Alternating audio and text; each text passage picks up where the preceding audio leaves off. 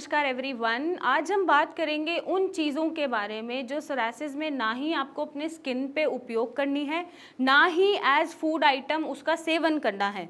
तो अगर मैं फूड आइटम्स की बात करूं तो आपको कुछ चीज़ें हैं जो रिस्ट्रिक्ट कर देनी है और एकदम उन्हें देखते ही आपको नज़रें फेर लेनी है, बिल्कुल उनका सेवन नहीं करना है। वो है रेड मीट, जैसे चिकन, मटन, रेड मीट जो आप सेवन करते हैं रेगुलर बेसिस पे, वो आपको नहीं करना है। दूसरी चीज़ अल्कोहल। अगर अल्कोहल का सेवन आप बहुत करते हैं तो आप भूल जाइए कि सोरासिस आपके जीवन से कभी जा सकता है, वो ठीक होगा और अल्कोहल लेने पे वो फिर आ जाएगा। तीसरी चीज़ है ब्रिंजल, बैंगन जिसे हम बोलते हैं, क्योंकि बैंगन में अपना ही एक पॉइजन होता है।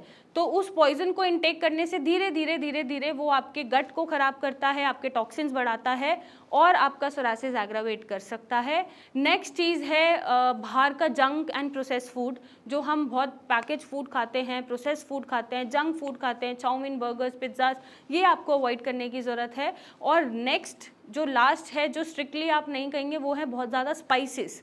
जो जिनकी आदत होती है बहुत मिर्ची खाने की, लाल मिर्ची खाने की, बहुत स्पाइसेस, चटपटा खाना खाने की, तो उसको थोड़ा सा कम करना पड़ेगा ताकि आपके सोरासिस में इचिंग, बर्निंग ना बढ़े, स्किन सेल्स में इन्फ्लेमेशन ना बढ़े और आपका सोरासिस ठीक होने लगे। अब मैं बात करूं उन चीज़ों की जो आपको नहीं लगानी है अपने स्किन पे, क्योंकि अक्सर ऐसा होता है हम दूसरों को देख के सेम चीज़ अपने ऊपर अप्लाई करने लग जाते हैं कि हमें आराम आ जाए, जबकि ये गलत होता है। ज़रूरी नहीं है उन्हें सूट कर रही है तो हमें भी सूट करे। तो आप अपने डॉक्टर से बिना पूछे या बिना कंसल्ट करे अपने ऊपर कुछ भी नहीं लगाएंगे जो आप सोच रहे हैं कि हम सोरासिस ठीक करने के लिए लगा सकते हैं। उनमें सबसे पहले चीज़ आती है बेकिंग सोडा।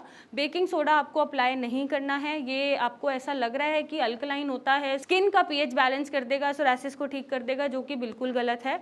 मैंने एप्सम सॉल्ट के बारे में बात की हुई है एक वीडियो में। दूसरा चीज़, लेमन नहीं लगाना आपको। ऐसा हमें लगता है कि लेमन से डार्कनेस चली जाएगी या सोरासिस ठीक हो जाएगा, जबकि ये गलत है। लेमन से हो सकता है आपका जलन, खुजली और बढ़ जाए और सोरासिस फ्लेयर अप हो जाए। नेक्स्ट, आपको ब्लीच से बचने की ज़रूरत है, क्योंकि ब्लीच में अमोनिया होता है, बहुत सारे केमिकल्स होते हैं, तो हो सकता है ये स्किन को और जला दे। ना कि आपके ब्लीच हम अक्सर लगाते हैं अपने फेशियल हेयर को ब्राउन करने के लिए या रंग को थोड़ा और गोरा करने के लिए, तो इससे आपको बचना है ताकि आपका सोरासिस बहुत ज़्यादा एग्रावेट ना हो और आपका सोरासिस अमोनिया लगते ही सोरासिस आपका और जल सकता है, सोरासिस के पैचेस आपके और बढ़ सकते हैं, तो वो आपको अवॉइड करना है।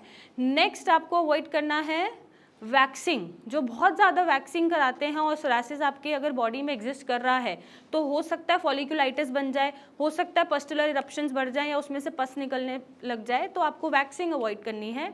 और नेक्स्ट, जो होममेड फेशियल्स हम बनाते रहते हैं या कोई भी इंग्रेडिएंट किसी में भी मिक्स करके हम बना देते हैं और लगा लेते हैं, सोचते हैं कि हमें सूट करेगा, वो आपको नहीं करना है जब तक आपका डॉक्टर ना अलाउ कर दे। तो ये कुछ चेंजेस करके या ये कुछ बदलाव करके आप अपने सोरासिस को बढ़ाने से रोक सकते हैं।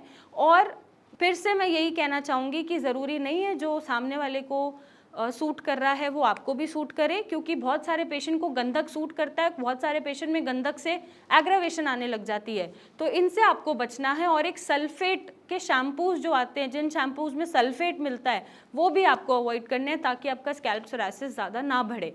और अगर आप अपना सोरासिस ठीक करना चाहते हैं तो उसके लिए आपको यहाँ आने की ज़रूरत है, मुझसे मिलने की ज़रूरत है, मेरी टीम से कंसल्ट करने की ज़रूरत है, क्योंकि हम ही ऐसी प्रैक्टिस कर रहे हैं जिसमें हम स्टीरॉयड नहीं देते हैं। तो आप अपने सोरासिस को कैसे ठीक करना चाहते हैं वो आपके ऊपर निर्भर करता है। आप हमसे आके मिलें, अपनी इमेजेस भेजें और इसका एक सही सोल्यूशन पाएँ। So thank you and take care.